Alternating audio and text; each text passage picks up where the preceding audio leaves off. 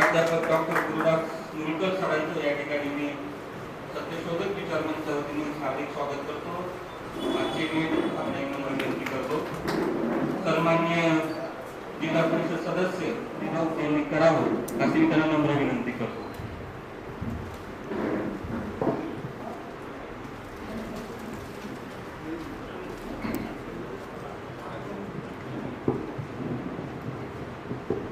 सत्यशोधक विचार मंच आयोजित संगमनेर शहरातील व्याख्यानमाला आणि या व्याख्यानमालाचं 7वं पुष्प गुंफण्यासाठी आपल्यामध्ये उपस्थित आहेत प्राध्यापक डॉक्टर गुरुदास मुलकर। प्रथमतः आपल्या सर्व संगमनेरवासियांच्या वतीने त्यांचे या ठिकाणी सहर्ष स्वागत करतो। आपल्या चळवळीतीलच कार्यकर्ते आणि आजच्या व्याख्यानाचे अध्यक्ष गणेशजी बोराडे यांचं देखील आपल्या सर्वांच्या वतीने या ठिकाणी सहर्ष स्वागत करतो। बाहेर थोडासा रिमझिम सारखा पाऊस आपल्याकडं पडतोय आणि मुलकर सरांचा परिचय आणि प्रास्ताविक अशी दोन्ही संयुक्तिक जबाबदारी माझ्याकडे देण्यात आलेली आहे। मी त्यांना भेटलं सांगितलं की मागच्याच महिन्यामध्ये नाशिकच्या एका वाचनालयामध्ये फिरत असताना त्यांचं the hidden life of trees हे पीटर होलेनबेल यांचं जे पुस्तक आहे या पुस्तकाचा अनुवाद त्यांनी केलेला आहे आणि मी थोडासा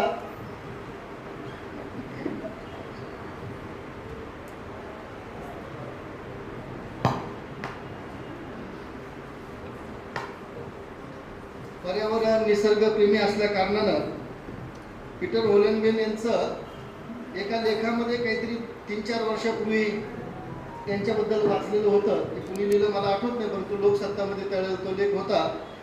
त्यामुळे त्यांच्याबद्दल थोडीशी उत्सुकता मनामध्ये होती आणि गुगलवर जी काही माहिती त्यांच्याबद्दलची मिळाली म्हणून त्या माणसाच्या थोडंसं प्रेमात पडल्यासारखं होतं। परंतु आमच्यासारखा कार्यकर्ता पीटरला शोधायला कुठं तिकडं झाला आणि सहज फिरता त्यांचं एक पुस्तक तुम्ही अनुवादित केलेलं मिळालं। हे पुस्तक इतकं अप्रतिम आहे म्हणजे ज्याला निसर्गाबद्दल प्रेम आहे, ज्याला विशेषतः झाडांबद्दल प्रेम आहे, ज्याला पर्यावरण संस्थांबद्दल प्रेम आहे, पर्यावरणाच्या एकूण सगळ्या व्यवस्थेबद्दल ज्याला प्रेम आहे, तो कोणताही माणूस या पुस्तकाच्या आणि या लेखकाच्या आणि अनुवाद केलेल्या व्यक्तीच्या प्रेमात निश्चितपणाने पडेल असं हे पुस्तक आहे।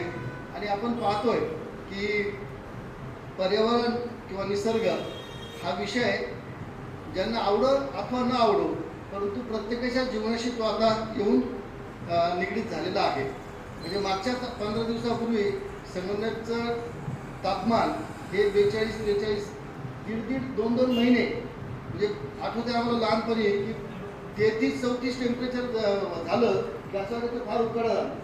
आता आम्हाला 42ची सुद्धा सवय होऊ घातलेली अशी परिस्थिती निर्माण झाली। जे काही एकूण पर्यावरणामध्ये जे बदल आहेत ते सगळे बदल आपल्या सगळ्यांच्या जीवनाला स्पर्श करणारे बदल घडत आहेत। मध्यंतरी करोनाचा काळ येऊन गेला आणि मग करोनाच्या काळामध्ये अनेकांना खूप पर्यावरणाबद्दल प्रेम जागृत झालं की एक झाड किती काम करतं त्याच्याबद्दल बोलायला लागले, मग कार्यक्रम व्हायला लागले। परंतु पर्यावरण, झाड आणि पर्यावरणीय संस्था हा जो काही घटक आहे ज्याच्याशी आपलं जीवन अतूट जोडलेलं आहे ते मात्र त्याचा अभ्यास करणं, त्याच्यावर बोलणं, त्याच्या संदर्भात मांडणी करणं, ती मांडणी कथा, कविता, बाकीचं ललित साहित्य वेगळं। आता हे पुस्तक तशा अर्थाने ललित साहित्य सुद्धा आहे, फार उत्तम ललित लिखाण आहे। कारण इतक्या किचकट विषयाला इतक्या सोप्या आणि सुंदर आणि ललित पूर्ण लिखाण करणं म्हणून ते पीटर आणि नालकर सरांचे नुलकर सरांचे मनापूर्वक आभार मानले पाहिजे की तुम्ही आम्हाला उपलब्ध करून दिलेला आहे। आजचा विषय आहे तापलेल्या पृथ्वीची गोष्ट आणि तापलेल्या पृथ्वीची गोष्टबद्दल हवामान बदलाचे विज्ञान, वास्तव आणि उपाय या संदर्भात सुद्धा दैनिक सकाळने हे पुस्तक ते देखील गुरुदास मुलकर सर यांनीच प्रकाशित केलेलं आहे। हे आपल्या सगळ्यांच्या आवडीच्या उत्सुकतेचे आणि अत्यंत महत्त्वाचे विषय निश्चितपणे आहे। इथं आम्ही लोकपंचायत म्हणून गेले 33-34 वर्ष संगमनेरच्या दुष्काळी भागामध्ये. सर हा जो संगमनेर तालुका आहे हा थोडा भौगोलिकदृष्ट्या जर याचा विचार केला तर हा याच्यामध्ये दुष्काळी भाग सुद्धा आहे. इथं नदीचा काठ सुद्धा आहे.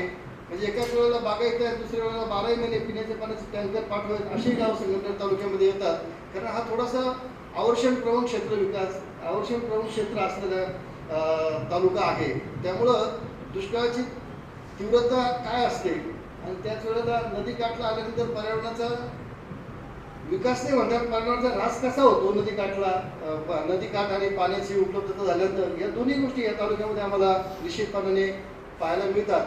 अशा सगळ्या जगाच्या बदलत्या परिस्थितीमध्ये एका बाजूला प्रचंड युद्धजन्य परिस्थिती, दुसऱ्या बाजूला अनियमित दिसणारा प्रभाव, त्यातून पावसाचा लहरीपणा, या सगळ्या गोष्टी माणसाच्या आणि एकूणच जीवसृष्टीवर अत्यंत मोठा परिणाम करणार आहे. आणि अशा वेळेला आपण आपले सगळे राजकारणी म्हणायला लागतात की आमचा देशाचा विकास हा अत्यंत विकसनशील राष्ट्र आहे आणि आता इतक्या नंबरची आमची जगातली अर्थव्यवस्था बनते. आणि त्यावेळेला साधा आपण रस्त्याने ज्यावेळेला जातो त्यावेळेला काळे रस्ते पांढरे ज्यावेळेला होतात, तर त्या काळ्या रस्त्याचा पांढरा रस्ता झाल्यानंतर त्याचं वाढलेलं तापमान किती आणि त्याच्यावर आपला होणारा परिणाम किती, हा जरी साधा विचार केला तरी लक्षात येतं की बाबा हे 43 डिग्रीवर आपण गेलो कसं. पर्यावरण निसर्गात फिरत असताना खूप बारीक सारीक गोष्टी असतात की जे आपण थोड्याशा डोळस नजरेने जर पाहिल्या तर ते आपल्याला जाणू शकतात. परंतु ही नजर डोळस करण्यासाठी मुलकर सरांसारख्यांची गरज निश्चितपणाने आहे. म्हणजे मला सुद्धा हे तुमचं पुस्तक वाचल्यानंतर एक गमतीशीर अनुभव सांगतो की मी गेले 2008 पासून एका क्षेत्रावर झाडं लावण्याचं काम करतो. जवळजवळ 1,28,000 झाडं गेल्याच 3 महिन्यापूर्वी तिथली आम्ही मोजणी केली. तर ते 1,28,000 झाडं त्या ठिकाणी आहेत. तर त्या देवराईमध्ये शिवाजी म्हस्के नावाचा माझा एक मित्र आला. तो मुंबईवरून आला, पण तो फार पर्यावरणप्रेमी. आणि आल्यानंतर आम्ही असे बोलत चालल्यानंतर एक लिंबाचं खूप जुनं आणि मोठं झाड होतं. तो मला म्हटलं की सीताराम थांब जरा. आणि त्याने आम्हाला सगळ्यांना थांबवलं. तो जर झाडाच्या समोर गेला आणि 10 मिनिटात तो फक्त झाडाशी बोलत होता. तर आम्हाला वाटलं याला काही वेळबीड लागलं काय. परंतु हे पुस्तक वाचल्यानंतर लक्षात येतं की झाडांची भाषा आहे, झाडांचं संवादशास्त्र आहे, झाडं एकमेकाची काळजी घेतात, झाडं एकमेकाला वाढवतात, झाडं एकमेकाशी निकोप स्पर्धा करतात आणि त्यांचं एक वेगळं विश्व असतं. असं हे सगळ्याच पर्यावरणाच्या सगळ्या गोष्टींचं आहे. आणि याची महाराष्ट्रीयन लोकांना खूप चांगली ओळख जर कुणामुळे होत असेल तर त्यामध्ये प्राध्यापक डॉक्टर गुरुदास मुलकर यांचं नाव आपल्याला मोठ्या अभिमानाने आणि अग्रक्रमाने निश्चितपणाने घ्यावं लागणार आहे. ते गोखले इन्स्टिट्यूटमध्ये प्राध्यापक आहेत. अनेक मान सन्मान त्यांना मिळालेले आहेत आणि खूप मनापासून पर्यावरण प्रेम करणारे हे डॉक्टर मुलकर हे आपल्याला आज व्याख्याते म्हणून लाभलेले आहेत. पुन्हा एकदा त्यांचं मी मनपूर्वक आपल्या सर्वांच्या वतीने या ठिकाणी सहर्ष स्वागत करतो. आणि मी ॲडव्होकेट प्रदीपजी मालपानी यांना अशी विनंती करतो की आपल्या संगमनेरकरांच्या वतीने त्यांचा आपण या ठिकाणी स्वागत सन्मान करावा.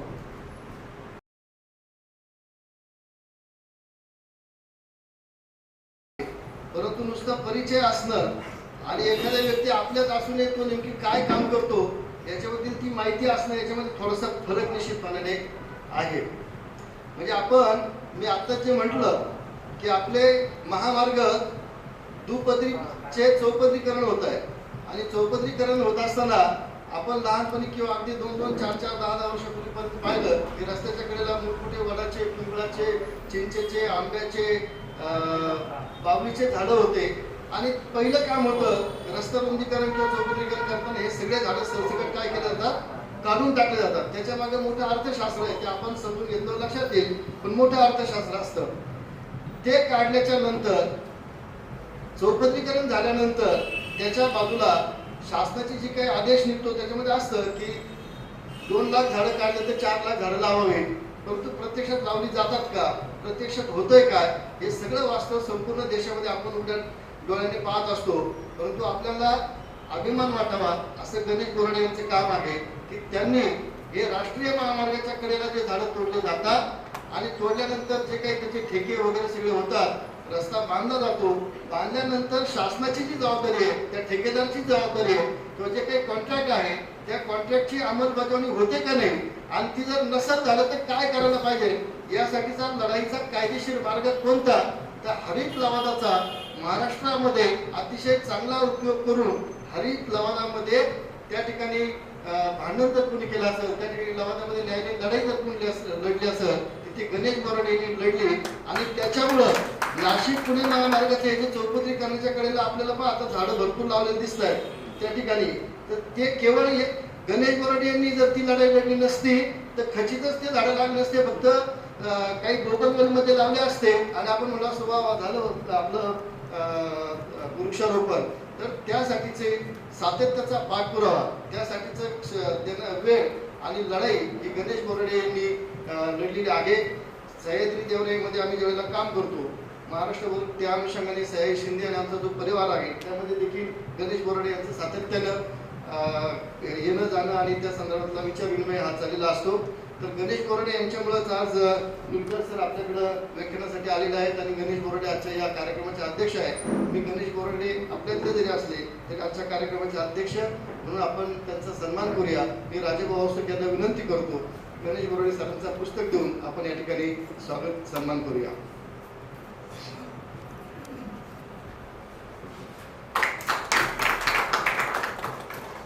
पुन्हा एकदा मी प्राध्यापक डॉक्टर गुरुदासजी नुलकर सर यांचं आपल्या सगळ्यांच्या वतीने खूप खूप सहर्ष स्वागत करतो. सर आपल्याला ऐकायला निश्चितपणे आम्हाला सगळ्यांना आवडणार आहे.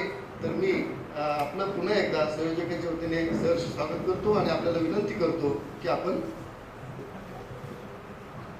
नुलकर सरांनी आपलं या ठिकाणी आपल्या सर्वांना संबोधित करा अशी विनंती. धन्यवाद सन्माननीय सीतारामजी राऊत. अतिशय सविस्तर विश्लेषण या संपूर्ण विषयाचं आपण केलं, त्याबद्दल मी आपले आयोजकांच्या वतीने धन्यवाद मानतो. या ठिकाणी आजच्या कार्यक्रमाचे नियोजित अध्यक्ष आणि आत्ताच अण्णांनी सांगितलं की लढाऊ बाणा कसा असावा असे अध्यक्ष आपल्याला लाभलेले आहेत. सन्मान्य मी आजचे अध्यक्ष सन्मान्य गणेशजी बोराडे यांना मी विनंती करतो की आपण अध्यक्ष मनोगत या ठिकाणी व्यक्त करावे.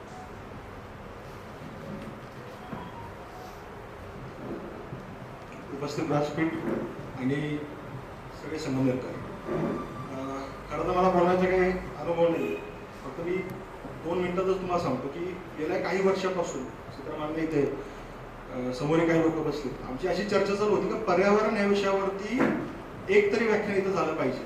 मग त्याकरता मी आपल्या इथल्या काही प्रस्थापित व्याख्यान मला त्यांच्याशी बोललो, ठरलं की नाही, गेल्या वर्षी प्रयत्न केला नाही, मग नंतर असं ठरलं की नाही आपणच का करू नये. सुदैवाने शिंदे सर असले, पगडा सर असले, समीर किंवा बाकी अनेक संदीप काकडे NT सगळ्यांच्या माध्यमातून सत्यशोधक विचारमंच सुरू झालं. मी पवार सरांच्या नंतर पुन्हा एकदा हा सुरू झाला, कारण की सुरेखा शिंदे सर आणि मी सत्यशोधकच्या माध्यमातून सलग 2 वर्ष ज्यावेळी व्याख्यानमाला चालू होती तर विठ्ठलबापांच्या स्मरणार्थ जी व्याख्यानमाला होती ह्याच महिन्यात जुलै महिन्यात त्यांची 15 जुलैला जयंती असते, त्यानिमित्त जी व्याख्यानमाला आयोजित करायची त्याची जबाबदारी आम्ही घ्यायचो.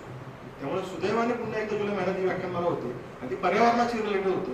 गेल्या महिन्यात मागे पुढे तारखा झाल्यामुळं पर्यावरण दिनाच्या निमित्तच घ्यायची होती, पण ह्या महिन्यात नुलकर सरांनीच्या मागे लागून सरांना म्हणजे आमची सारखी चुका व्हायची. पण सर कसं आहे, जर आपल्याला पर्यावरण विषयावरती काही वर्ष काम करायचं असेल सातत्यपूर्ण आणि ही व्याख्यानमाला आयोजित करायची असेल किमान 5 वर्ष तरी, असं मी स्वतः ठरवलेलं दरवर्षी एक व्याख्यानमाला, यानुसार पुढचे 5 वर्ष वेगवेगळ्या पर्यावरण काम करणारे त्यातले तज्ज्ञ अभ्यासक कार्यकर्ते यांना इथं बोलवायचं आणि आपलं त्यांना त्यांचं व्यासपीठ उपलब्ध करून यायचं, असं मी व्यक्तिशः ठरवलेलं. आणि त्याची सुरुवात ही नुलकरांसारख्या एका पर्यावरण क्षेत्रात काम करणाऱ्या, रस्त्यावरही काम करणाऱ्या एका मोठ्या व्यक्ती सोबत होते, याच्यासारखा दुसरा आनंद नाही. आणि तसं बघितलं गेलं तर माझा आणि पर्यावरणाचा काही संबंध नाही. चुकून आणि अपघाताने इकडं त्या NGTच्या केसमुळे आलो, नंतर काजव्याची केस झाली, नंतर STPची झाली, आता साऊंड डीजेची केस माझी NGT चालू आहे, जिचा ह्या महिन्यामध्ये 4 ऑगस्ट पुढच्या महिन्यामध्ये कदाचित राज्य शासनाच्या ग्रामीण भागाच्या सगळीकडचं धोरण ठरवून आणि साऊंड डीजे ढोल पथक याच्या संदर्भामध्ये गाईडलाईन पब्लिश होईल आणि ती एकदा अंतिम टप्प्यात आहे. म्हणजे NGTचा पुरेपूर वापर करून कसा काय करता येईल याचा मी थोडंसं पाऊल उचललो. आज या निमित्ताने हे पहिलं व्याख्यान आहे. या पुढच्या 4 व्याख्यानाची जबाबदारी मीच घेणार आहे.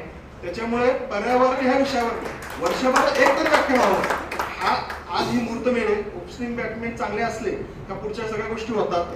आम्ही जास्त वेळ घेत नाही आणि पुढची सूत्र सगळी सहयोग करण्याचं आम्ही. धन्यवाद. अध्यक्षांनी या ठिकाणी मनोगत व्यक्त केले आणि त्यांच्यामुळे अनेक गोष्टींना या ठिकाणी आळा बसणार आहे असा मला विश्वास आहे. आपण वेळोवेळी कार्यकर्ते आहात संगमनेरमध्ये आणि आपण सर्वांना सुपरिचित असणारे व्यक्तिमत्व आहे. मी आजचे प्रमुख व्याख्याते सन्माननीय प्राध्यापक डॉक्टर गुरुदास कुलकर सर हे आज आपल्या या ठिकाणी आले. वेळात वेळ काढून खरं तर त्यांना जे अतिशय बिझी असणारे व्यक्तिमत्व आहे आणि सन्माननीय गणेशजी बोराडे यांच्यामुळे ते उपलब्ध झाले. त्यामुळे अगोदर मी गणेश बोराडे यांचे आभार मानतो आणि सरांना विनंती करतो की आपण आपले विचार या ठिकाणी मांडावे. सन्माननीय डॉक्टर गुरुदास कुलकर सर.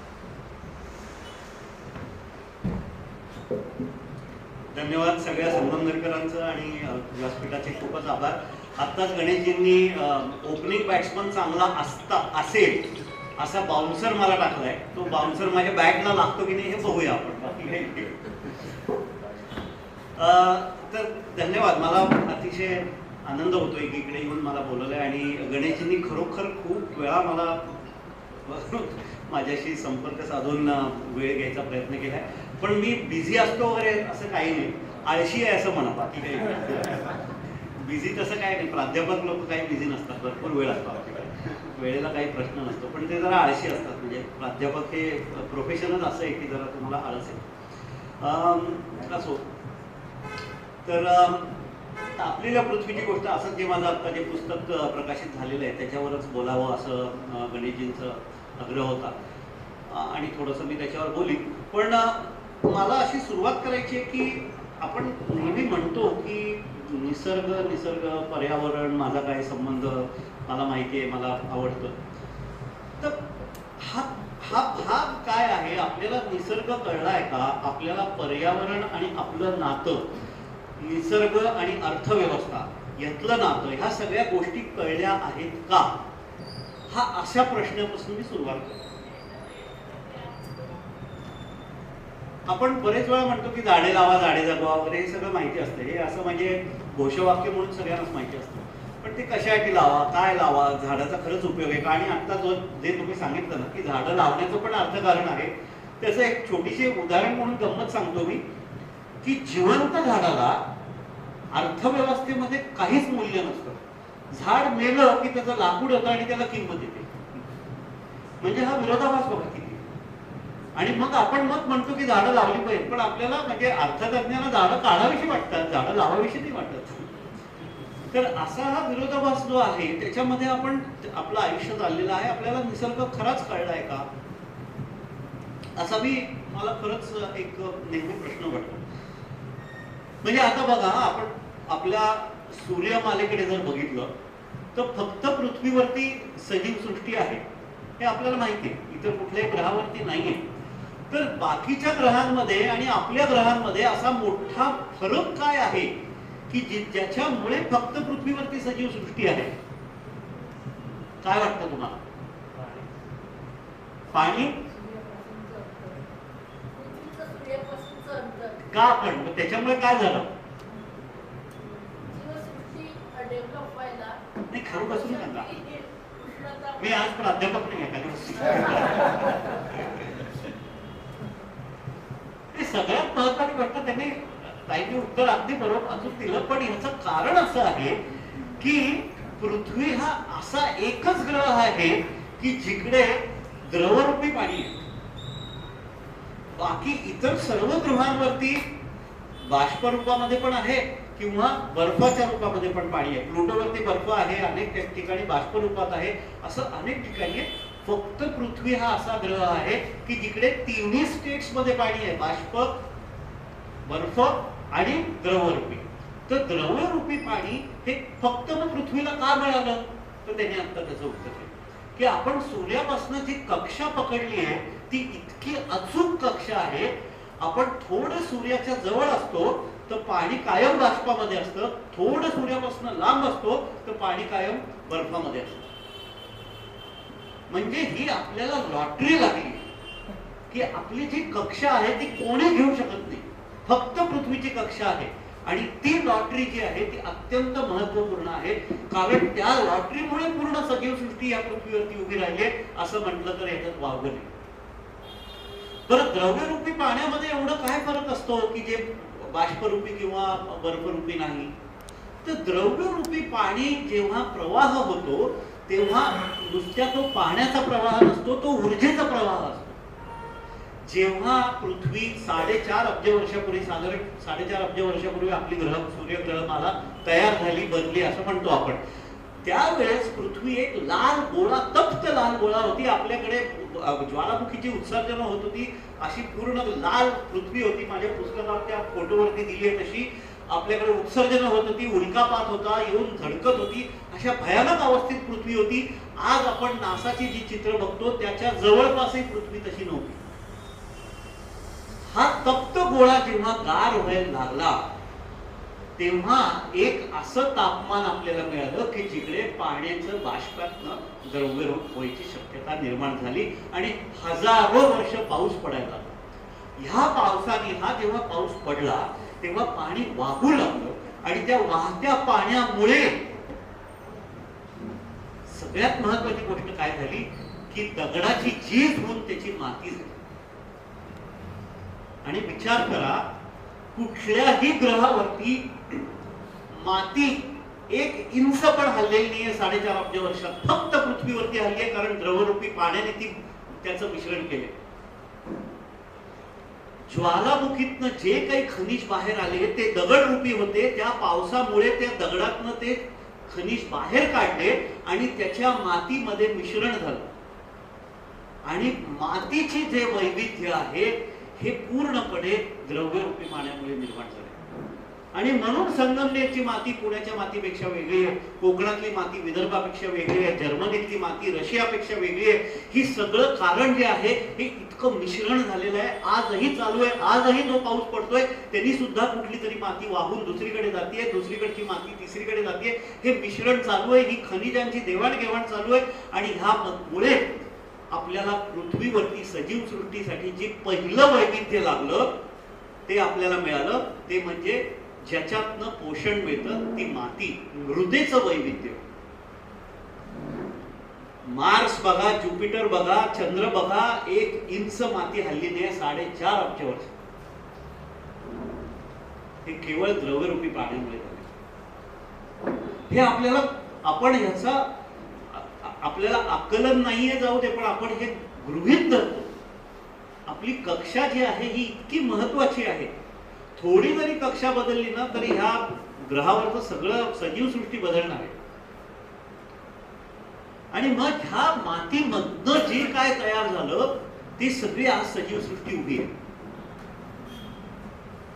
ह्या सजीव सृष्टी तयार व्हायला जवळजवळ 3.5 अब्ज वर्ष लागली. म्हणजे 4.5 अब्ज वर्षापूर्वी आपल्या पृथ्वीची आणि आपल्या ग्रहमालेची निर्मिती झाली. 4.5 अब्ज ते 3.5 अब्ज, 1 अब्ज वर्ष पृथ्वी काहीच नव्हतं. पृथ्वीवर काही सजीव नव्हतं. पाणी होतं, समुद्र झालेले तयार झालेले होते, मोठे मोठे सागर निर्माण झालेले होते, उल्कापात होत होते, वीज कडाडत होती, पाऊस पडत होता. हे सगळं होत असताना समुद्रामध्ये एक असं द्रव्य निर्माण झालं ज्याला आपण सजीव सृष्टीचा पाया म्हणतो. आणि ते द्रव्य म्हणजे अमायनो ऍसिड्स. हे अमायनो ऍसिड्स कसे तयार झाले हे आपल्याला माहिती आहे आणि आपल्याला ते प्रयोगशाळेमध्ये तयार करता आले. पण अमायनो ऍसिड्स पासून सजीव कसे तयार झाले हे आपल्याला अजून एक मोठं कोड आहे. हे आपल्या अजून बुद्धीला आकलन नाही होत. पण अमायनो ऍसिड्सचा एक पेशीय सजीव तयार झाला 3.5 अब्ज वर्षापूर्वी. आणि त्या एक पेशीय सजीवापासून तो आपला पूर्वज आहे सगळ्यांचा. पृथ्वीवरती जी काय जीवसृष्टी आहे त्याचा एकच पूर्वज आहे, तो म्हणजे तो एकपेशीय शैवाल. त्यांनी स्वतःचं खाद्य निर्माण केलं आणि त्याचं प्रजनन झालं. त्याच्या पुढे पृथ्वीवरच्या बदलत्या वातावरणातून त्याचं उत्क्रांती होत गेली आणि उत्क्रांतीमधून त्या एकपेशीय सजीवाचं मानव झाला. तो रॉयल बेंगॉल टायगर झाला, तो प्रचंड मोठा देव मासा, व्हेल मासा, अर्जुनासारखं उत्कृष्ट दिसणारं झाड, फुलपाखरं, या सगळ्या वेगवेगळे सजीव जे आहेत हे त्याचा पूर्वज तो एक प्राचीन काली जन्मलेला तो आपला एकपेशीय, त्याला प्रोकॅरियोट असं नाव आहे. आणि त्याच्यापासून ही सगळी सजीव सृष्टी तयार झाली. बरं, ही सजीव सृष्टी तयार झाली तर आपण एक महत्वाची गोष्ट विसरतो आयुष्यामध्ये, की ह्या सजीव सृष्टीमध्ये, आता मी एक तुम्हाला प्रश्न विचारतो, आपण आपलं खाद्य अन्न बनवतो का हो? नाही. वाघ स्वतःचं अन्न बनवतो का? फुलपाखरू, पक्षी, कीटक? नाही. पृथ्वीवरती स्वतःचं अन्न बनवण्याची क्षमता फक्त एका प्रकारच्या सजीवाला आहे आणि त्यांना प्रकाश संश्लेषणाची क्षमता आहे. त्याला फोटोसिंथेसिस असं आपण म्हणतो. फक्त आणि फक्त ज्या सजीवांना प्रकाश संश्लेषण करता येतं त्यांनाच स्वतःचा आहार बनवता येतो. बरं, तेच फक्त स्वतःचा आहार बनवत नाही, ते अख्ख्या सजीव पृथ्वीवरच्या सजीव सृष्टीचा भार पेलतात. त्या झाडाला, एवढ्या मोठ्या अजस्त्र झाडाला इतकी लाखो हजारो पानं जरूर नाहीये, एवढे फळं बनवायची काहीच जरूर नाहीये, एवढी फुलं आणायची, एवढा मोठा घेर करायची काहीच जरूर नाही, पण त्याच्या खांद्यावरती पूर्ण सजीव सृष्टी उभी आहे, म्हणून ते झाड महत्वाचं आहे. आपण फक्त झाडे लावा, झाडे जगवा, ऑक्सिजन मिळतो एवढंच म्हणतो. अहो, पण आपलं अन्न मिळतं त्यातनं. आपली पूर्ण अर्थव्यवस्था ही केवळ फोटोसिंथेसिस, प्रकाश संश्लेषणावर चालते. अर्थव्यवस्थेचा पाया हे प्रकाश संश्लेषण आहे. हे कुठल्याही अर्थव्यवस्थेच्या पुस्तकात दिलं जात नाही, कुठल्याही शाळेत शिकवलं जात नाही. जर प्रकाश संश्लेषण झालं नाही तर आपलं अन्न निर्मिती होणार नाही. अन्न निर्मिती झाली नाही तर आपली अर्थव्यवस्था काय, आपण स्वतः जिवंत राहणार नाही. दुसरी महत्वाची गोष्ट, आपल्या अर्थव्यवस्थेचा पाया काय आहे? एक म्हणजे प्रकाश संश्लेषण, आणि दुसरा महत्वाचा पाया काय असेल?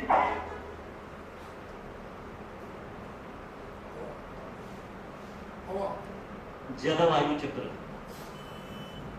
आपल्या आहार निर्मितीला, आपल्या शेत उत्पादनाला फक्त आणि फक्त गोड पाणी उपयोगाचं आहे. खारा पाण्याचा म्हणजे अर्थव्यवस्थेचं अगदी साधं सोपं विश्लेषण जर केलं, अर्थव्यवस्था म्हणजे काय हो? अर्थव्यवस्था समजायला सोपी असते. अर्थव्यवस्थेमध्ये घरटी असतात एका बाजूला, म्हणजे आपण सगळे, दुसऱ्या बाजूला उत्पादक असतात, म्हणजे इंडस्ट्री. उत्पादक काय करतात? वस्तू आणि सेवांचं उत्पादन करतात. ते विकत कोण घेतं? घरटी, म्हणजे आपण सगळे लोक. त्यामुळे एका बाजूनी इंडस्ट्रीकडनं घरट्यांकडे प्रवाह जो असतो तो वस्तू आणि सेवांचा असतो. पण घरटी काय करतात? इंडस्ट्रीला आपण श्रम करतो, म्हणजे आपण लेबर देतो, आपणच जाऊन तिकडे काम करतो, नोकरी करतो. म्हणजे हा जो प्रवाह आहे, वस्तू आणि सेवांचा प्रवाह, हा एका दिशेने जातो आणि तो प्रवाह होत असल्यामुळे आपण वस्तू विकत घेतो आणि त्यांना पैसे देतो आणि आपण तिकडे जाऊन नोकरी करतो, म्हणून ते आपल्याला पगार देतात. त्यामुळे वस्तू आणि सेवांच्या प्रवाहाच्या बरोबर उलट्या दिशेला पैशाचा प्रवाह होतो. आणि जे अर्थव्यवस्थेमध्ये अर्थात आर्थिक वृद्धी कशी होईल तर वस्तू आणि सेवांचा प्रवाह वाढला की पैशाचा प्रवाह वाढतो आणि समाजात सगळ्यांच्याकडे पैसा पोचतो, म्हणजे आर्थिक वृद्धीमुळे सर्व समाजावरती पैसा पोचतो असं आपण म्हणतो. आणि मग प्रत्येक जे सरकार येतं, कुठलंही सरकार असो, काँग्रेस असो, बीजेपी असो, कुठलंही सरकार असो, कम्युनिस्ट असो, सेक्युलर असो, सोशलिस्ट असो, डिक्टेटर असो, कुठलंही असलं तरी आर्थिक व्यवस्थेमध्ये वाढ कशी होईल फक्त एवढंच की पुढच्या 5 वर्षात ते करायचा प्रयत्न करतात. आणि मग अर्थव्यवस्थेमधली वाढ आपण कशी मोजतो? जीडीपी आपण ऐकलं असेल. जीडीपीचा वाच्यता सगळीकडे होतो, कुठलाही पेपर उघडला तरी कळतं की भारताचा जीडीपी 6% आहे, चायना आपल्या पुढे गेलं, अमेरिका मागे पडलं, वगैरे वगैरे सगळं म्हणत असतो. तर जीडीपीची वाढ मध्ये मग आपण काय मोजतो की आर्थिक वृद्धी म्हणजे चलनाचा प्रवाह किती वाढलेला आहे तो मोजतो आपण अर्थव्यवस्थेत. आणि आपण मग तेवढा एकच आकडा बघत बसतो की जीडीपी किती वाढला, ह्या 8 महिन्यात किती जीडीपी वाढला, मागच्या वर्षी किती वाढला, चीनपेक्षा आपण पुढे आहोत का मागे आहोत. आपण सगळे म्हणजे फक्त भारत नाही, कुठलाही देश बघा हा जीडीपी वरती, जीडीपीला स्टुलावर ठेवून त्याची पूजा करतो. आपलं दैनंदिन जीवन ह्या जीडीपीच्या मागे गेले. आर्थिक वृद्धी कशी होते, का होते तेवढंच आपण बघतो. पण आर्थिक वृद्धीच होताना आपल्याला दोन महत्वाच्या गोष्टी दुर्लक्षित राहतात. पहिली महत्वाची गोष्ट काय दुर्लक्षित राहते की आर्थिक वृद्धी जी असते की पैसा चलनाची निर्मिती जी होते. आपण जेव्हा अर्थव्यवस्थेत 1 रुपया निर्माण करतो त्यावेळेस त्याच्या मागे नैसर्गिक संसाधनं खर्ची पडतात. काहीही घ्या तुम्ही, ह्या खोलीत बघा, आपण ज्या बिल्डिंग मध्ये बसलोय, या विटा ज्या बनल्या आहेत या निसर्गातनं आलेल्या मातीपासून बनल्या. जे सिमेंट जे बनले ते लाईमस्टोन, जिप्सम, पाणी, ऊर्जा ह्याच्यापासून बनले. मी अंगात घातलेला शर्ट हा निसर्गातनं कॉटनचा आलेला आहे. तुमच्या डोळ्यावरचा चष्मा जो आहे तो प्लास्टिकचा आहे, तो खनिज तेलापासून बनलेला आहे. बसलेल्या खुर्च्या प्लास्टिकच्या आहेत, फरशी निसर्गातनं आलेली आहे. हा माईकचं खनिज धातू हे निसर्गातनं मिळालेले. अर्थव्यवस्थेमधला प्रत्येक रुपया आपण जेव्हा निर्मिती करतो त्यावेळेस निसर्ग खर्ची पडतो. त्याचं आपल्याला भान राहतं. आणि आपण निसर्गाला जेव्हा अर्थव्यवस्थेत ओढतो त्यावेळेस निसर्ग आपल्याला फुकट देतो असं आपण गृहीत धरलेलं असतं. हा माईक बनवण्यासाठी जे धातू लागलेले आहेत त्या धातू बनवणाऱ्या कंपन्याला आपण पैसे देतो, निसर्गाला पैसे देतो. आणि ते का त्यांना देतो? कारण त्यांना उत्खनन, त्याच्यावरती प्रोसेसिंग करणं, त्याचं वाहतूक करणं ह्याच्यासाठी आपण त्याला खर्ची पडलेले पैसे देतो. आपण निसर्गाला देत नाही. आपण गवळ्याला पैसे देतो, गाईला देत नाही, दुधाचे पैसे देतो. म्हणजे आपण निसर्ग कायम मोफत आपल्याला मिळतो आपल्या अर्थव्यवस्थेत हे ग्राह्यच धरलेलं. त्यामुळे जीडीपी जेव्हा वाढलाच पाहिजे आपण असं म्हणतो तेव्हा आपल्याला माहिती असतं की निसर्ग खर्ची पडणार, हे माहीत असतं. हा एक भाग झाला अर्थव्यवस्थेत. दुसरा दुर्लक्षित भाग अर्थव्यवस्थेचा काय असतो की ह्या अर्थव्यवस्थेचं बाय प्रॉडक्ट म्हणजे उप उत्पादन म्हणजे प्रदूषण. तुम्ही निसर्गामध्ये हिंडलेली माणसं आहात, आपण तर निसर्गात काम करता. जंगलामध्ये प्रदूषण असतं का हो? एखादा मेलेला पक्षी किंवा किडा हे प्रदूषण असतं? माती, दगड, धोंडे हे प्रदूषण असतं? एखादं झाड वठून पडलं की ते प्रदूषण असतं का? नाही. निसर्गाने जे काही बनवलेलं आहे ते निसर्गाला विघटन करून परत त्याची पोषण द्रव्ये तयार करता येतात. निसर्गाला काय विघटन करता येत नाही? आपण फॅक्टरीत बनवलेला मॉलिक्यूल. तसं प्लास्टिक हे निसर्गाने तयार नाही केलं, त्यामुळे निसर्गाला विघटन ते करता येत. मोबाईल फोन आपण जेव्हा टाकून देतो कचऱ्यात तेव्हा निसर्गाला विघटन करता येत नाही. आपले हे लाकडाच्या वस्तू आपण बिल्डिंग जेव्हा डिमॉलिश करतो तेव्हा ते निसर्गातनं विघटन होत नाही. ते सगळं प्रदूषणकारी असतं. कारण निसर्गामध्ये प्रदूषण नाही आहे हे आपण शालेय शिक्षणात शिकवत असतो. तर मग आपल्याला दुसरी गोष्ट काय माहिती असते आपण जेव्हा म्हणतो की जीडीपी वाढलाच पाहिजे? प्रदूषण वाढलं हे माहीत असतं, पण याची वाच्यता होती. आपली प्रत्येक रुपयाची आर्थिक वृद्धी ही प्रदूषणकारी असलीच पाहिजे, असायलाच हवी. त्याला पर्यायच नाही. आणि मग आपली आर्थिक वृद्धी ही आहे कशी हो? आपली जी अर्थव्यवस्था आहे त्याची आर्थिक वृद्धी अतिशय सोपी आहे. त्याला म्हणतात कन्झम्पशन ड्रिव्हन इकॉनॉमिक ग्रोथ, म्हणजे उपभोगातून आर्थिक वृद्धी. म्हणजे मी जेव्हा हा मोबाईल फोन विकत घेतो, 6 महिन्याने कचऱ्यात टाकून देतो आणि नवीन घेतो, तेव्हा आर्थिक वृद्धी होते. म्हणजे आपली अर्थव्यवस्था ही साधी सोपी असते. Take, make, use, throw. Take म्हणजे निसर्गातनं घ्या, मेक म्हणजे त्याच्यापासून काहीतरी बनवा, यूज म्हणजे त्याचा उपभोग घ्या, आणि थ्रो म्हणजे फेकून द्या. आणि प्रत्येक गोष्ट आपण जेव्हा फेकतो तेव्हा जीडीपी वाढते. म्हणजे उपभोगातून आर्थिक वृद्धी हे जेव्हा आपण अर्थव्यवस्थेचा पाया बनवतो तेव्हा उपभोग कशाचा घेतो? निसर्गाचा. आर्थिक वृद्धी कुठे होते? आपल्या खिशात. आणि प्रदूषण कुठे पडतं? निसर्गात. म्हणजे निसर्गाला आपण दाता म्हणून बघतो आणि कचरा पेटी म्हणून बघतो. आज निसर्गाची एवढी दोनच कामं आपण बघतो. एवढी दोनच त्याच्यासाठी आपल्याला निसर्ग म्हणतात की आपल्याला देत राहावं आणि आपण त्यात आपला कचरा टाकत राहावं. निसर्ग त्याचं काय करतं ते बघत नाही. बरं, मी जेव्हा म्हटलं की निसर्गाला प्लॅस्टिक विघटन करता येत नाही तेव्हा ते मानवी टाइम स्केल मध्ये विघटन करता येत नाही. बरं का, हजारो लाखो वर्षामध्ये आपल्या सगळ्यांचीच माती होणार आहे. कशाचीही माती होणार आहे, याची माती होणार आहे, याची माती होणार आहे, सगळ्याचीच माती होणार आहे. पण आपल्या ह्युमन टाइम स्केल मध्ये ते होऊ शकत नाही आणि म्हणून ते आपल्याला घातक ठरतं. तर हा आपल्याला भाग म्हणजे शालेय शिक्षणामध्ये येत नाही. आपल्या अर्थव्यवस्थेमध्ये याचा विचार नाही.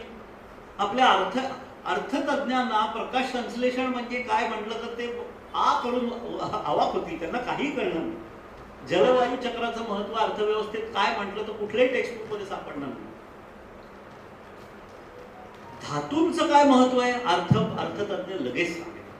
खनिज तेलाचं काय महत्व आहे, कोळशाचं काय महत्व आहे, लाकडाचं काय महत्व आहे, विटाचं काय महत्व आहे, अर्थतज्ञ लगेच सांगू शकतो. म्हणजे नैसर्गिक संसाधनं ही आपण इकॉनॉमीचे इनपुट म्हणून बघतो केवळ. बाकी आपल्याला त्याची काही घेणं देणं नसतं. आणि म्हणून निसर्ग संवर्धन हे अर्थतज्ञाला क्षुल्लक आहे. निसर्ग संवर्धन होऊ शकतं. तुम्ही अर्थतज्ञ जर असला तर निसर्ग संवर्धन हे तुमच्या प्रोफेशनच्या विरोधात जातं. आपल्याकडे भारतामध्ये साधारण 58 किंवा 59 मिनिस्ट्रीज आहेत. मला आता नक्की आकडा माहिती नाही. काहीतरी 35 मुख्य मिनिस्ट्रीज आहेत आणि छोट्या मिनिस्ट्रीज धरून 58 मिनिस्ट्रीज आहेत. त्यापैकी 58 मिनिस्ट्रीज पैकी 57 मिनिस्ट्रीजचं ध्येय आर्थिक वृद्धी आहे आणि एका मिनिस्ट्रीचं ध्येय संवर्धन आहे, जे ministry of environment, forest and climate, MOEFCC असं म्हणतो. आता हे कसं म्हणजे काय होणार ना? एका मिनिस्ट्री काय करू शकणार आहे? इतर 58 मिनिस्ट्री त्याच्या विरोधात आहे. हा विषयच आपण विचार करत नाही नीती आयोगासारख्या ठिकाणी. आणि मग नीती आयोग मध्ये म्हणा किंवा प्लॅनिंग कमिशन मध्ये म्हणा किंवा कुठल्याही प्लॅनिंगच्या ह्याच्यामध्ये आपल्याकडे असतात ते फक्त आणि फक्त अर्थतज्ञ. आपल्याकडे त्याच्यामध्ये एक काही बॉटनिस्ट नाही, एक झुऑलॉजिस्ट नाही, एक हायड्रोजिऑलॉजिस्ट नाही, एक जिऑलॉजिस्ट नाही, एक सोशिओलॉजिस्ट नाही, एक अँथ्रोपॉलॉजिस्ट नाही, जॉग्राफर नाही. हे कोणी नाहीतच. आपला देश आणि आपला असं नाही, कुठलाही देश हा फक्त अर्थतज्ञांच्या हातात आपण देतो आणि अर्थतज्ञांना निसर्गाचं फक्त इनपुट म्हणून बघतो. आता विचार करा, आता प्रॉब्लेम कुठे आहे? आणि मग आपल्याला लक्षात येईल की आपल्याला स्टँडिंग फॉरेस्ट महत्वाचं आहे का ते फॉरेस्ट काढून टाकल्यावरती त्याचं आर्थिक व्हॅल्यू महत्वाची, हे स्पष्ट होतं. बघा, आता एक गंमत तुम्हाला सांगतो. एक अर्थव्यवस्थेमध्ये अर्थतज्ञांनी आपल्या काही वर्षापूर्वी एक झाड आणलं. आता आम्ही येत होतो ना, आपण संगमनेरच्या अलीकडे जेव्हा बघितलं चंदनापुरी घाट म्हणा किंवा पेठ अवसरीचा घाट म्हणा, इथे निलगिरीची झाडं भरपूर आहेत. बघा, तुम्ही बघितले असेल निलगिरी, म्हणजे आपण त्याला युकेलिप्टस म्हणतो. आता हे झाड आपलं नाही, नैसर्गिक, म्हणजे त्याला आपण स्थानिक वनस्पती नाही असं म्हणतो. हे परकीय वनस्पती आहे. हे झाड आहे ऑस्ट्रेलियामधलं. ऑस्ट्रेलियामधलं हे झाड आपण इंडियात आणलं. हे कोणी आणलं? अर्थतज्ञांनी आणलं. हे का आणलं? कारण त्यातनं अर्थकारण होतं. काय अर्थकारण होतं? त्यातनं 2-3 गोष्टी होतात. हे जे झाड आहे हे रेयॉनच्या उत्पादनामध्ये रॉ मटेरियल म्हणून वापरतात, कच्चा माल म्हणून वापरतात. रेयॉन म्हणजे काय? व्हिस्कोज. शर्ट आपले पॉलिएस्टर रेयॉनचे असतात ना, त्या रेयॉन. त्यामुळे रेयॉनच्या इंडस्ट्रीला चालना देण्यासाठी म्हणून हे झाड आपण ऑस्ट्रेलियातनं इम्पोर्ट केलं आणि त्याच्या मोठ्या प्रमाणावर लागवड झाली. शेतकऱ्यांना त्यातनं पैसे मिळाले का? भरपूर छान पैसे मिळाले, त्याबद्दल काहीच शंका नाही. खूप शेतकरी श्रीमंत झाले, लागवड शिकार झाली, अख्ख्या भारतामध्ये निलगिरीची लागवड झाली. दुसरं कारण काय होतं, हे अर्थव्यवस्थेमध्ये अर्थतज्ञांनी हे का आणलं, तर त्याच्यामधनं तेल मिळतं, आपण ज्याला निलगिरीचं तेल म्हणतो, ते खूप चांगल्या प्रकारे मिळतं आणि ते औषधी असतं. निलगिरी तेल आपण घरात वापरतो. तिसरी गोष्ट काय होती की ऑस्ट्रेलियामध्ये ह्या झाडापासून उत्तम प्रतीचा मध तयार होतो. ह्या 3 गोष्टींवर अर्थतज्ञांनी हे झाड ऑस्ट्रेलियात इम्पोर्ट केलं आणि आपल्या इथे लागवड सुरू केली. आता अर्थतज्ञांना निसर्ग कळलेला नाही हे तर बरोबरच आहे, पण इतर आपल्या शास्त्रज्ञांनाही निसर्ग कळलेला नाही याचा मी तुम्हाला पुरावा देतो. आता या झाडापासनं आपल्या परिसरात, आपल्या पर्यावरणात, आपल्या निसर्गात, स्थानिक निसर्गात मोठे बदल घडत गेले, जे कळायला आपल्याला 15 वर्ष लागली. हे बदल काय होते? पहिली गोष्ट म्हणजे ते झाड झपाट्याने वाढतं, कारण ते रॉ मटेरियल म्हणून आपण आणलं, ते झपाट्याने वाढतं. कुठलंही झपाट्याने वाढणारं झाड हे पाणी शोषून घेतं, हे तुम्हाला माहितीच आहे, हे आपल्याला काही सांगायचं.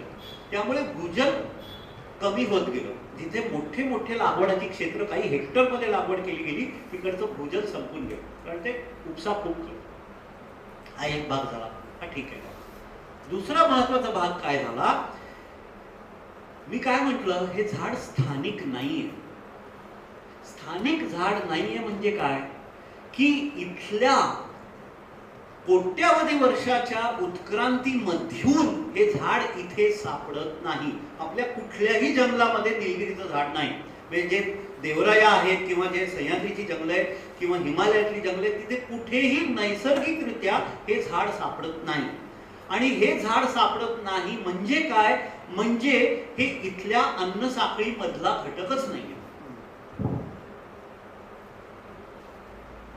आता बघा काय होईल, आता हा इथल्या अन्न साखळीचा घटकच नाहीये, म्हणजे ह्याच्यावरती असणारे मित्र कीटक, मित्र पक्षी, शत्रू कीटक, शत्रू पक्षी हे कोणीच इथे सापडत नाही. अशा अवस्थेमध्ये हा जो पालापाचोळा, हे पानगळ करणारं झाड आहे, म्हणजे ह्याला डेसिडियस ट्री असं म्हणतात, म्हणजे त्याची पानगळ होते. ही जेव्हा पानगळ पडते तेव्हा त्याचं विघटन करणारे जे सूक्ष्म कीटक असतात ते आपल्या मातीत नाहीच आहे, कारण उत्क्रांतीमध्ये हे झाड नव्हतंच आपल्याकडे.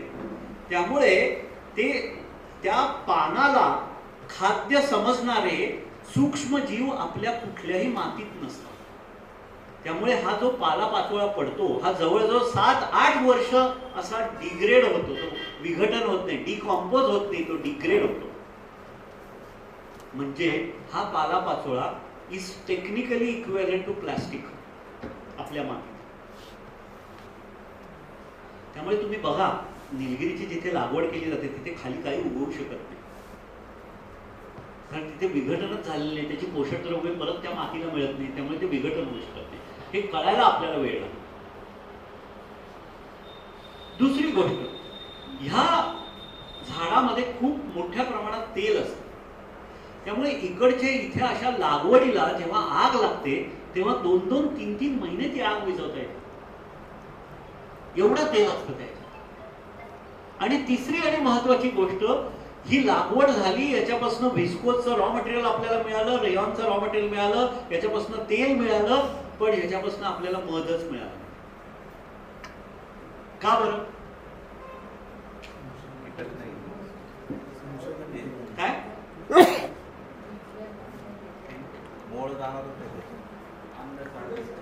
मी काय म्हटलं की हे स्थानिक झाड नाही, अन्न साखळीमध्ये याचं स्थानच नाही. तर मध कसा तयार करतो हो मधमाशी? मध मकरंद घेतं, फुलामध्ये मकरंद असतो, ते मधमाशी तो मकरंद घेतो, आपल्या पचन क्रियेमध्ये त्याचं डायजेशन होतं आणि ती परत उलटी काढतं, आणि तो उलटी म्हणजे मध असतो. आपण जे मध म्हणून खातो ती मधमाशीची उलटी असते बरं का. हा, ते उलटी काढून रिजर्टिटेट करतं आणि ती पळते. तर आपल्या इथल्या ज्या मधमाशा आहेत त्यांची जिभेची लांबी त्या फुलाच्या मकरंदापर्यंत पोहोचूच शकत नाही, त्यामुळे आपल्याला मधच मिळालं. मग अत्यंत हुशार अर्थतज्ञांनी काय केलं असेल? आपल्या मधमाशा इम्पोर्ट केल्या. बरं, मधमाशा बघा, निसर्ग कसा कळलेला नाही आपल्याला. आपण मधमाशा जेव्हा इम्पोर्ट केल्या तेव्हा त्यांच्यामध्ये असलेले विषाणू इकडे आणले. बरं, त्या विषाणूंपासनं त्या परदेशी मधमाशांना इम्युनिटी होती. इम्युनिटी म्हणजे आपल्याला काय म्हणते मराठीमध्ये? प्रतिकार शक्ती होती. त्या सूक्ष्म विषाणूंना ची प्रतिकार शक्ती त्या इम्पोर्टेड मधमाशांमध्ये होती, आपल्या स्थानिक मधमाशांमध्ये नव्हती. आणि त्या आणल्यानंतर आपल्या स्थानिक मधमाशांची संख्या झपाट्याने कमी होत गेली. हा म्हणजे निसर्ग न कळण्याचा सगळ्यात मोठा उत्कृष्ट उदाहरण आहे. दुसरं एक अतिशय छान उदाहरण तुम्हाला सांगतो. साधारण 77-78 सालची गोष्ट आहे. 77-78 साली महाराष्ट्रामध्ये भात शेतीवरती कीटकनाशकाची फवारणी एकदम तिप्पट चौपट वाढली.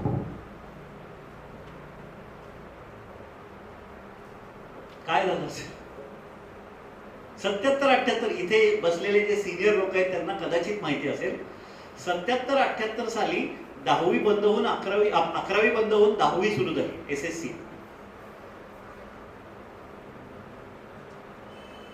एज्युकेशन पॉलिसीमध्ये बदल झाला ज्याच्यामुळे कीटकनाशकची फवारणी वाढली. काही कळत नाही ना? तेच म्हणजे निसर्ग आपल्याला कळत नाही. हेच मी उदाहरण तुम्हाला देतोय.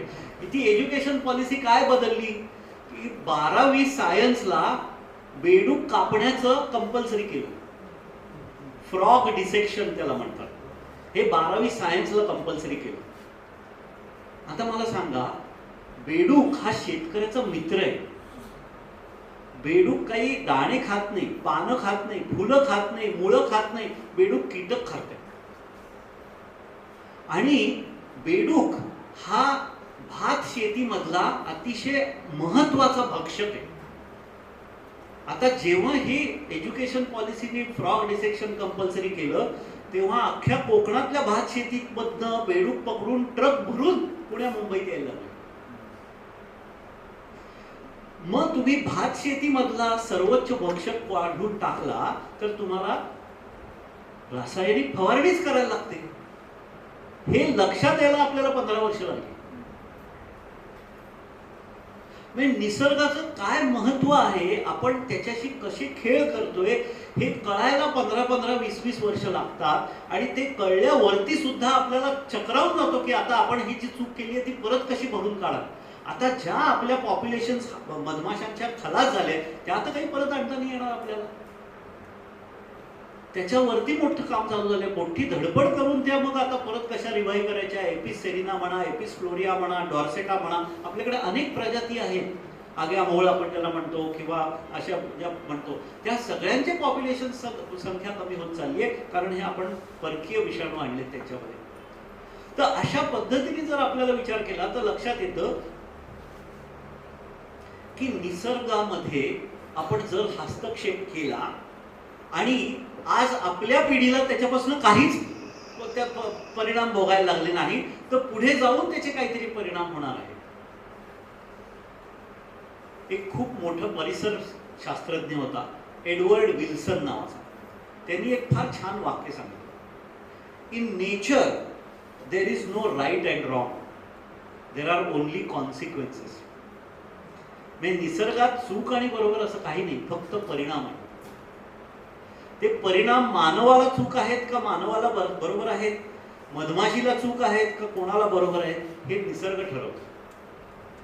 निसर्गामध्ये हे सगळं पूर्ण ह्याच्यात बदल करून निसर्गाला स्वतःच्या प्रमाणे करून घेण्याची क्षमता आहे. पण निसर्ग जेव्हा ते करेल तेव्हा निसर्गाने शोधलेला मार्ग हा मानवाला योग्य असेल की नाही हे सांगता येणार. निसर्ग परत पुन्हा उभा राहील, मानव त्याच्यात असेल की नाही सांगता येईल. आणि आज आपण ह्या GDPच्या ज्या प्रेम आपल्याला जडलेला आहे की GDP वाढला पाहिजे, याच्यामुळे ह्या दोन महत्त्वाच्या गोष्टी आपण विसरत चाललोय की निसर्गाचा ऱ्हास होत चाललाय आणि निसर्गात प्रदूषण होत चाललंय. आणि ह्या निसर्गाच्या प्रदूषणातला सर्वात मोठा प्रॉब्लेम आज काय दिसतोय हो, तो तापलेल्या पृथ्वीची गोष्ट. की आज जे आपण एवढा हरितगृह वायूचं उत्सर्जन केलेलं आहे, त्या हरितगृह वायूचं एक अशी घोंगडी तयार झाली आहे पृथ्वीच्या भोवती. आणि त्यातनं जो सूर्यप्रकाश येतो तो परावर्तितच होत नाही. पृथ्वीचं तापमान नीट का राहतं, सूर्याचा एवढा तप्त सूर्य आहे आणि सूर्यापासून आपल्याला रोज प्रचंड ऊर्जा दिवसाला येते, पण जवळजवळ 70 ते 80% ऊर्जा ही परावर्तित होते. आणि त्याच्यामुळे पृथ्वीचं टेम्परेचर, तापमान हे संतुलित राहतं. पण आज हे हरितगृह वायूचं जे कवच आहे त्याच्यातनं येणारा सूर्यप्रकाशाची ऊर्जा कमी होत नाही, पण परावर्तित होऊ शकत. आणि मग परावर्तित नाही होत म्हणजे काय, मग त्याची घोंगडी तयार होते. आपण घोंगडीमध्ये कसं आतमध्ये ऊब तयार होते, तशी ती पृथ्वीवर ऊब तयार झाली. आणि ही ऊब किती झालेली आहे की ग्लोबल ॲव्हरेज टेम्परेचर म्हणजे जागतिक सरासरी तापमान आज 1.5 अंश सेल्सिअसने वाढलेलं आहे. सरासरी तापमान म्हणजे सरासरी म्हणजे काय, काही ठिकाणी जास्त पण आहे, काही ठिकाणी कमी पण आहे. आता भारतासारख्या उष्णकटिबद्ध प्रदेशात हे तापमान सरासरीपेक्षा जास्त वाढलेलं आणि काही ठिकाणी सरासरीपेक्षा कमी वाढलेलं. बरं, आपल्या देशाला ह्याचा सगळ्यात जास्ती फटका का बसतो, कारण आपण मॉन्सून क्लायमेट आहे आपल्याकडे. म्हणजे आपल्याला वर्षातनं 3 ते 4 महिनेच पर्जन्यवृष्टी होते. इतर 6-8 महिने आपल्याला जे साठलेलं पाणी आहे त्याच्यावरती आपल्याला दम धरायला लागतो, त्याच्यावरती शेती करायला लागते. इतर कुठेही असं नाही, इतर वर्षभर पाऊस असतो. अमेरिकेत जर गेला, इंग्लंडमध्ये गेला, आफ्रिकेत नाही, युरोपमध्ये जर गेला तर वर्षभर पाऊस असतो. तिथे नद्या बारमाही आहेत. बारमाही नद्यावर धरण घालायची जरूरच नसते. ज्या नद्या बारमाही नाही तिथे धरणाची जरूर असते आपल्याला. त्यामुळे आपण इथे संगमनेरमध्ये उभे आहोत. हे सगळ्यात मोठा धरण क्षेत्र आहे भारतातलं. भीमाशंकर, चासकमान, डिब्बे ही सगळी मोठमोठी जी धरणं आहेत, कोयनेपर्यंत म्हणजे सह्याद्रीला आपण जी धरणं टाकलेली आहेत, ही केवळ आपल्या शेतीसाठी आणि प्यायच्या पाण्याची व्यवस्थेसाठी आहेत. अशा अवस्थेमध्ये आपल्या देशाचं तापमान जेव्हा 1.5 डिग्रीपेक्षा जास्ती वाढतं, तेव्हा बाष्पीभवन प्रचंड वाढतं, तेव्हा पर्जन्यवृष्टी, आज आपल्या पर्जन्यवृष्टीवर जलवायू चक्रावर याचा सगळ्यात मोठा परिणाम झालेला आहे. आणि हे स्पष्ट दिसतंय आपल्याला. म्हणजे पूर्वी जेवढा पाऊस पडायचा तेवढाच आज पाऊस पडतो, पण पाऊस पडण्याचा कालावधी कमी झालेला आहे. म्हणजे पूर्वी 3 महिन्यात जो पाऊस पडायचा तो 20 दिवसात पाऊस पडतो. आणि जेव्हा 20 दिवसात पाऊस पडतो तेव्हा त्याला आपण अतिवृष्टी म्हणतो. आणि मग ती अतिवृष्टी ही आपल्या शेतीला पण योग्य नाही आणि आपल्या अर्थव्यवस्थेला पण योग्य नाही. आणि ह्या अतिवृष्टीमुळे काय होतं, 2 महत्वाच्या गोष्टी होतात विशेषतः शहरामध्ये. आता संगमनेरमध्ये मला होतं की नाही माहिती नाही, संगमनेरमध्ये इथे फ्लडिंग होतं का, रस्ते तुंबतात का, पाणी तुंबतं का? पाऊस पण होत नाही तेवढा. तर पुण्या, मुंबई, बँगलोरमध्ये सगळं स्पष्ट दिसतं बघा. आणि का दिसतं हे स्पष्ट आहे, हे होणारच. म्हणजे अतिवृष्टी झाली की आपली शहरं तुंबणार हे परिसर वैज्ञानिकाला माहिती असतं. आणि का माहिती असतं तर बघा, आपली सगळी शहरं जी आहेत ना ही नदी काठी बसलेली आहे, गोड्या पाण्याच्या स्रोतावरती बसलेली आहे. गोडं पाणी त्याशिवाय आपल्याला शहरं होणार नाही. त्यामुळे नदीकाठची शहर आहे. नदी म्हणजे काय हो, तुम्ही कुठलाही भूरूप जर बघितला तर त्या भूरूपातले सर्वात सखल भाग जे असतात त्याला जोडणारी रेषा काढली तर ती नदी किंवा ओढ. ही साधं व्याख्या आहे. म्हणजे कुठलंही शहर हे बशीसारखंच असलं पाहिजे जर नदी त्या शहराच्या मधनं जात असेल. आता शहर जर बशीसारखं असलं आणि त्याच्यावरती पर्जन्यवृष्टी झाली तर तो पडणारा पाऊस हे नैसर्गिक प्रवाह त्या नदीला जाऊन मिळतात आणि मग ते नदी पुढे जाते. पण आज आपण काय केलंय, आपण जेव्हा बांधकाम शहरात करतो तेव्हा पहिली गोष्ट काय करतो कॉन्ट्रॅक्टर, सपाटीकरण करतो. पहिली गोष्ट बांधकामाच्या आधी आपण सपाटीकरण करतो. सपाटीकरण जर केलं तर जे अशा बशीच्या आकारात असलेलं शहर असतं ते छोटे छोटे छोटे तुकड्याचे सपाट तुकडे होणार आणि मग तेव्हा त्याच्यावरती जो पाऊस पडतो तो त्या नदीला जाऊन मिळणार नाही आहे, तो तिसरीकडे जाणार आहे. कारण आपण त्याचे नैसर्गिक प्रवाह जे ओढ्याला किंवा नदीला जाऊन मिळणार होते ते बदलून टाकलेले आहे. हे माहिती आहे आपल्याला. अर्बन प्लॅनर्सना कळत नाही, नगर रचनाकारांना हे कळत नाही, त्यांना परिसर विज्ञानाचं आकलनच नसतं. पण हे परिसर वैज्ञानिकाला लगेच कळतं हे होणारच आहे. तुम्ही सपाटीकरण केलं तर नदीमध्ये जाणारा पाऊस मिळणार नाही आणि तुम्हाला कुठेतरी तुंबणार आहात तुम्ही. ही एक गोष्ट झाली. दुसरी महत्वाची गोष्ट आपण काय करतो, शहरी लोकांना पाऊस हवा असतो पण चिखल नको असतो.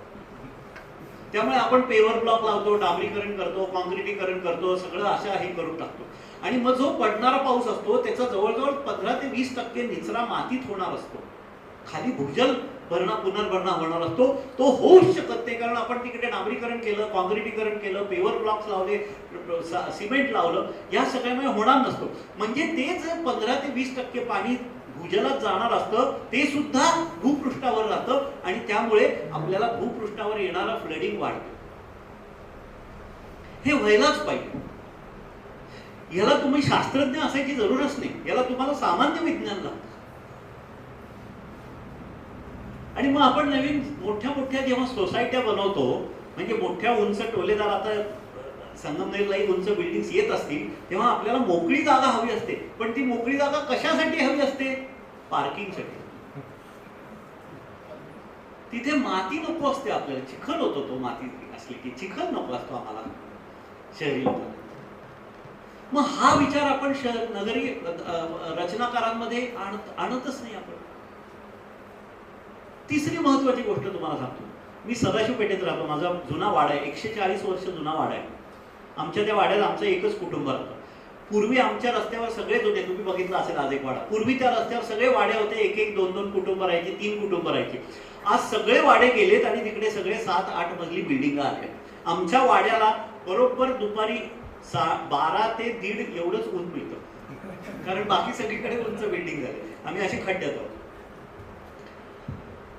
हे शेजारचे वाडे जेव्हा बांधायला लागले ना, म्हणजे वाड्या पाडून तिकडे 8 मजली बिल्डिंग आल्या, तेव्हा 8 मजली बिल्डिंगसाठी पार्किंग करण्यासाठी 2 मजली खोल पार्किंग करायला. आता 2 मजली, आता आमच्या शेजारचा जो वाडा आहे तो अर्ध्या एकराचा वाडा आहे. अर्धा एकर गुणिले 2 मजले खोल, हे किती घनफूट झालं याचा विचार करा. माझं गणित कच्चं आहे, पण एवढा घनफुटामध्ये जे पूर्वी पावसाच्या पाण्याचा निचरा व्हायचा, ती पूर्ण जागा आज आपण पार्किंगसाठी बंद करून टाकली. मग हे पूर्वी जाणारं पाणी कुठे राहणार आहे? हे पृष्ठभागावर राहणार. आणि मग रोज पेपरात सकाळी उठल्यावर आम्ही वाचतो पुण्याचं सगळीकडे तुंबलंय, मुंबईचं तुंबई झालंय. अरे होणारच आहे. मग ह्याच्यात आश्चर्य वाटण्यासारखं काहीच नाहीये.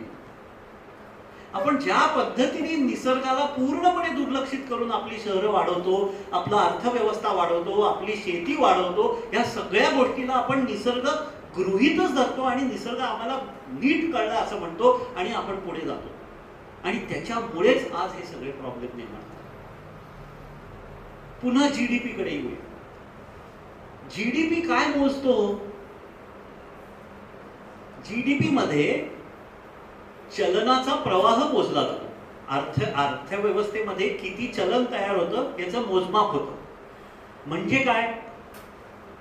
म्हणजे हायवेवर झालेला ऍक्सिडेंट हा जीडीपी साठी चांगला आहे. एखादा रोगराई आली, डॉक्टरकडे जाणं आलं, जास्तीत औषध पाणी झालं की ते जीडीपी वाढतो त्यांनी. तुम्ही भारतात जेव्हा जेलची संख्या वाढवता, पोलीस वाढवता, तेव्हा जीडीपी वाढतो. टेररिझम, आतंकवाद याच्या विरुद्ध आपल्याला लढाई द्यावी लागते, आपल्याला नवनवीन शस्त्रास्त्र विकत घ्यायला लागतात, तेव्हा जीडीपी वाढतो. म्हणजे जीडीपीनी समाज सौख्य मोजलंच जात, फक्त चलनी प्रवाह मोजला जातो. आणि मग अशा जीडीपीला मध्ये कशाचा विसर पडतो की नैसर्गिक ऱ्हासाचा विसर पडतो. आपली जंगलं किती घटली आहेत तर जीडीपी मध्ये धरलं जातं. आपल्या किती खाणी मधलं धातू संपलेले ते जीडीपी मध्ये येत असते. आपल्या नद्या किती प्रदूषित झाल्या जीडीपी मध्ये येत असते. नद्या प्रदूषित झाल्यामुळे आपल्या आपल्याला वॉटर ट्रीटमेंट प्लांट आणि प्रत्येक घराघरामध्ये भिंतीवरती तो आरओ युनिट लावायला लागतं, त्याच्यामुळे जीडीपीत वाढ होते. म्हणजे प्रदूषित नद्या ह्या जीडीपी साठी चांगल्या आहेत. हे खरोखर आहे. मी एवढ्या विरोधाभासात आज आपलं आयुष्य चालू आहे. आणि मग आपण म्हणतो झाडं का कमी होतात, असं का होतं, कसं का होतं. म्हणजे मग आपण कुठेतरी येऊन असा विचार करायला पाहिजे की आपल्या अर्थव्यवस्थेमध्ये काहीतरी मूलभूत बदल केले नाही तर आपण ह्या संकटातून बाहेर पडणार नाही. आणि मग अर्थव्यवस्थेमध्ये बदल करायचे म्हणजे काय होईल. कोणाला तरी सांगायचं तुम्ही हे बनवू नका ते बनवू, असं कधीच होणार. अर्थव्यवस्थेचं इंजिन जे आहे, अर्थव्यवस्था कशावर चालते, अर्थव्यवस्था बाजार मागणीवरती चालते. आणि बाजार मागणी देणारे कोण आहोत, आपण ह्या हॉलमध्ये बसलेले लोक आहोत, तुम्ही आणि मी आहोत. मी जेव्हा दर 6 महिन्यांनी मोबाईल फोन बनवतो, 4 वर्षांनी गाडी बदलतो, सारखे नवीन कपडे घेतो, नवीन टेलिफोन घेतो, त्यावेळेस मी बाजारातली मागणी वाढवतो आणि त्याच्यामुळे उत्पादन वाढतं.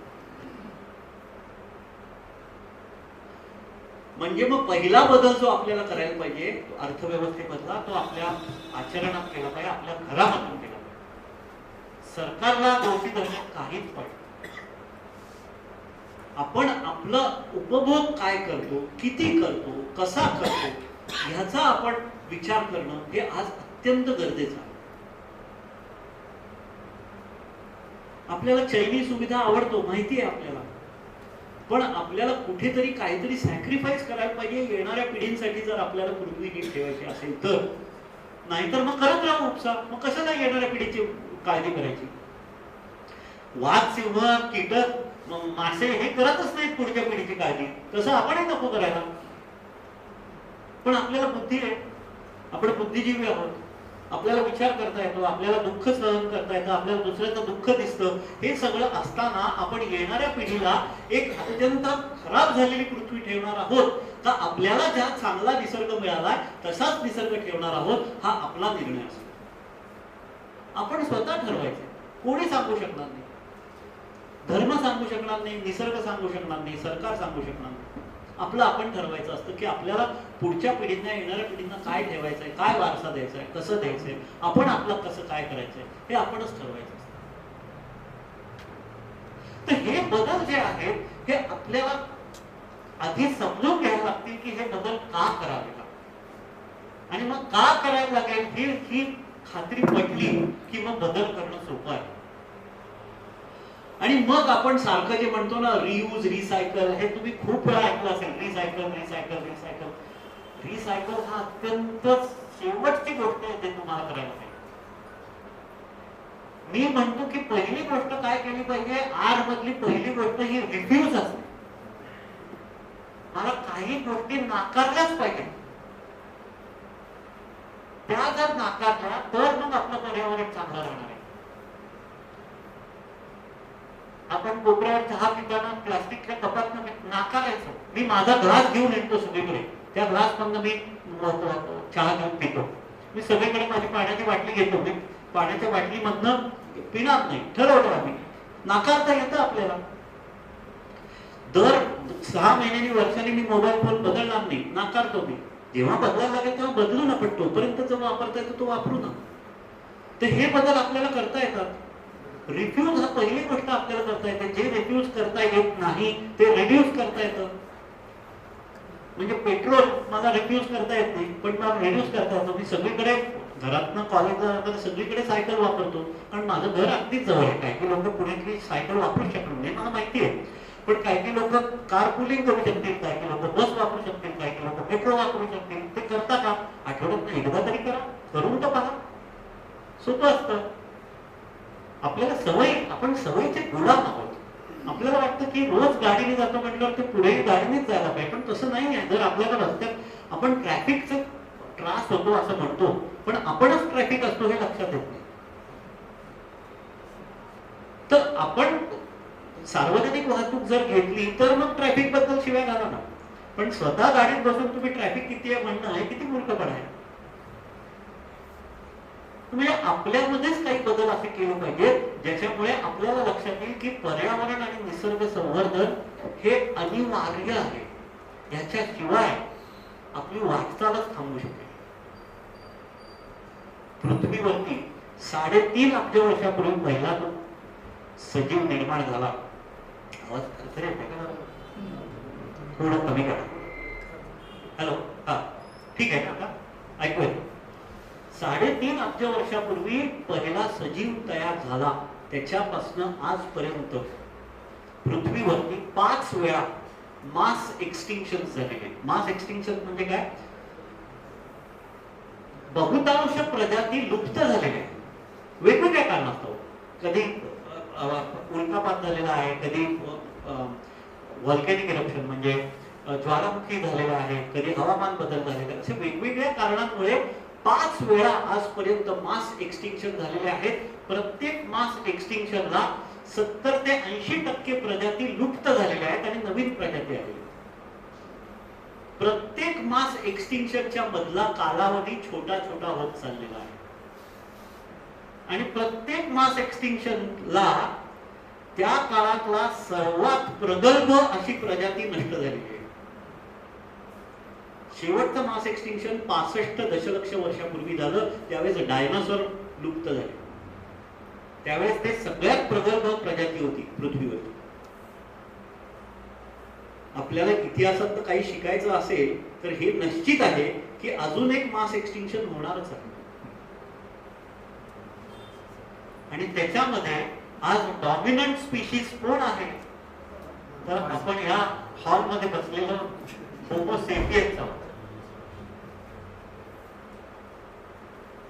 आणि आपण कधी आलो? आपण 2.5 लाख वर्षापूर्वी होमो सेपियन आलेले. आपण पृथ्वीवरचे सर्वात नवीन पाहुणे आहोत. पण एखाद्या जबाबदार पाहुण्याप्रमाणे आपलं जर आचरण नसलं तर पृथ्वीला बरोबर माहिती आहे आपल्या येणाऱ्या पाहुण्यांना काय करायचं. आणि ह्या आनंददायी विचाराने मी आपली रजा घेतो.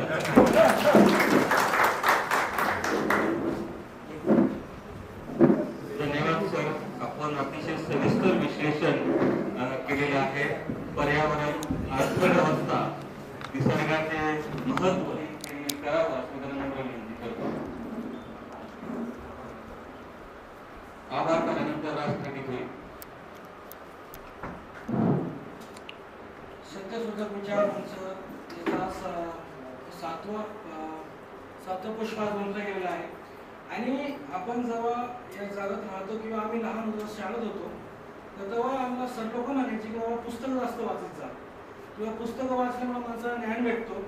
आणि त्याच्यानंतर मला अजून एक गोष्ट आमच्या सरांनी सांगितली की जर तुम्हाला खूप जास्त पुस्तकं वाचता येत नसेल तर खूप जास्त पुस्तकं वाचणाऱ्या माणसांसोबत 1 तास तरी बोला. आणि त्या माणसांचं ज्ञान म्हणजे त्या 50 पुस्तकांचं ज्ञान तुम्हाला तो माणूस 1 तासामध्ये घेऊन जातो. आणि ते सर आम्ही 100% म्हणतो मी आज पाहून गेलो. म्हणजे सर मी स्वतः सायन्सचा स्टुडंट आहे आणि जॉग्राफी माझा आवडता स्टुडंट. म्हणजे 10वी पर्यंत जॉग्राफी खूप आवडायचं मला आणि मॅथ पण आवडायचं. पण आजपर्यंत जे तुम्ही सांगितलंय हे मी कोणत्याच पुस्तकात ऐकलं नाही, पुढे वाचलं नाही, काहीच नाही. आणि मी म्हणतो सर हे जे जितकी पिढी बसलेली सर यांना पण माहित नसेल, हे गॅरंटी माझी. सांगतो माहित असेल, लक्षात आलं असं म्हणू शकतो. आणि या इतक्या दिग्गज भाषणानंतर किंवा व्याख्यानानंतर किंवा प्रबोधनानंतर आम्ही तुमचे आभार मानावा की अजून तुम्ही आमच्याशी काही संवाद साधावा आमचं असं मत होतं. पण आता कार्यक्रमाची वेळ चालली तर या तुम्ही आजची दिलेल्या व्याख्यानासाठी तुमचं आजचे कार्यक्रमाचे प्रमुख अतिथी गणेश बोर्डे सर ते पण पर्यावरणासोबत काम करतात आणि पर्यावरण आपलं कसं नातं जोडून ठेवायचं. म्हणजे आपण ज्या आपल्या कामात असो, स्टडीत असो किंवा कोणती कामात मानतो ते नाव ठेवण्याचं काम गणेश बोर्डे सर, तुम्ही त्यांचा आभार मानतो. आणि इथं आलेल्या प्रत्येक पाहुण्यांचं आणि त्यांनी आले ऐकलं म्हणजे व्याख्यान ऐकलं त्यांचा सर्वांचा आभार मानतो. आणि सर नायक जय हे भारत भाग्य विधाता, पंजाब सिंध गुजरात मराठा द्राविड उच्चल बंग, विंध्य हिमाचल यमुना